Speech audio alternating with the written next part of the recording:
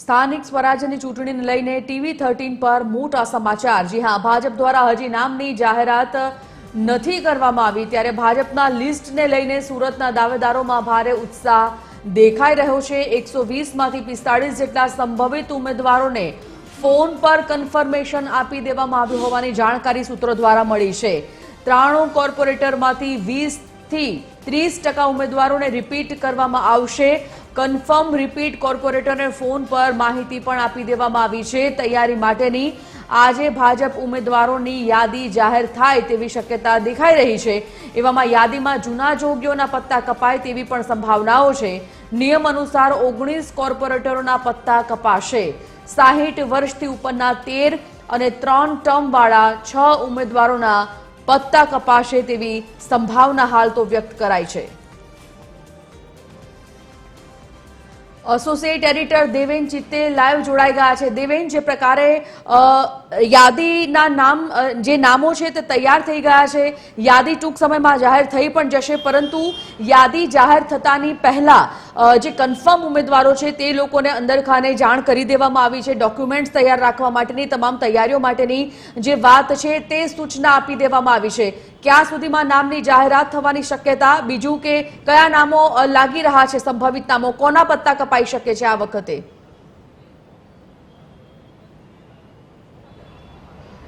જી સંજીવની, જે પ્રકારે હવે માત્ર 2 દિવસ બાકી છે ત્યારે ભારતીય જનતા પાર્ટી દ્વારા છેલ્લા સમય સુધી જે રીતે નામ જાહેર કરવામાં નથી આવી રહ્યા તેને લઈને ઘણી તર્ક વિતર્કો પણ ઘણા થઈ રહ્યા છે, પરંતુ અત્યારે જે માહિતી મળી છે તે મુજબ સુરત મહાનગરપાલિકામાં જે અત્યારે રનિંગ કોર્પોરેટરો હતા તે પૈકીના 45 જેટલા કોર્પોરેટરોને ફોન આવી ચૂક્યા છે, જેમને રિપીટ કરવામાં આવનાર છે અને તેમણે પોતાના ડોક્યુમેન્ટ માટેની તૈયારી પણ કરી લીધી છે।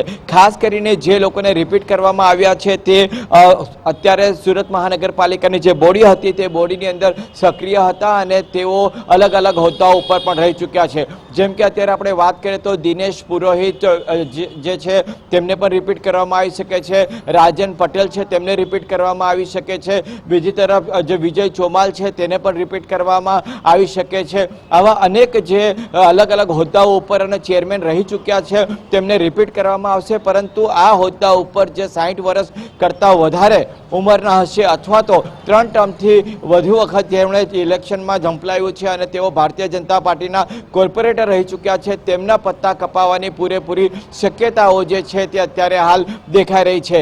આમ આદમી પાર્ટીમાંથી જે લોકો આ ભાજપમાં આવ્યા છે તે પૈકી પણ કેટલાક ઉમેદવારોની પસંદગી કરવામાં આવી શકે છે, પરંતુ આ પસંદગી પાછળ ભારતીય જનતા પાર્ટી ખૂબ જ અભ્યાસ કરી રહી છે, કારણ કે જે કોર્પોરેટરો આવ્યા હતા તેમણે અનેક ભ્રષ્ટાચાર કર્યા હોવાની વાતો જે છે તે શહેરભરમાં વહેતી થઈ હતી। તેમણે એવી પ્રકારની પણ વાતો હતી કે તેઓ રૂપિયા લઈને આવ્યા છે, તેમની છબી ખરડાયેલી હોવાને કારણે ભારતીય જનતા પાર્ટી જે આમ આદમી પાર્ટીમાંથી ભાજપમાં આવ્યા છે તે પૈકી 2 થી 3 એવા નામો છે કે જેમના પસંદગી કરી શકે, જેમાં સૌથી વધારે પ્રબળ દાવેદાર જે છે તે ભાવના સોલંકી છે।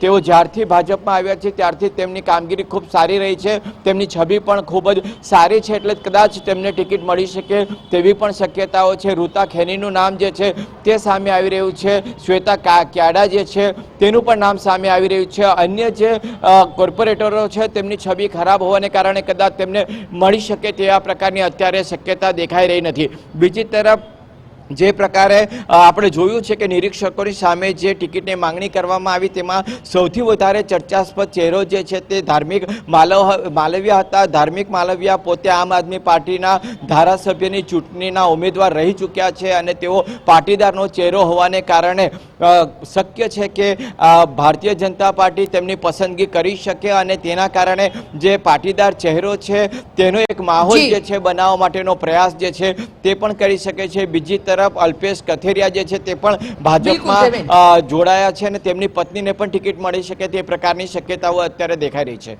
ધન્યવાદ દેવેન જાણકારી માટે।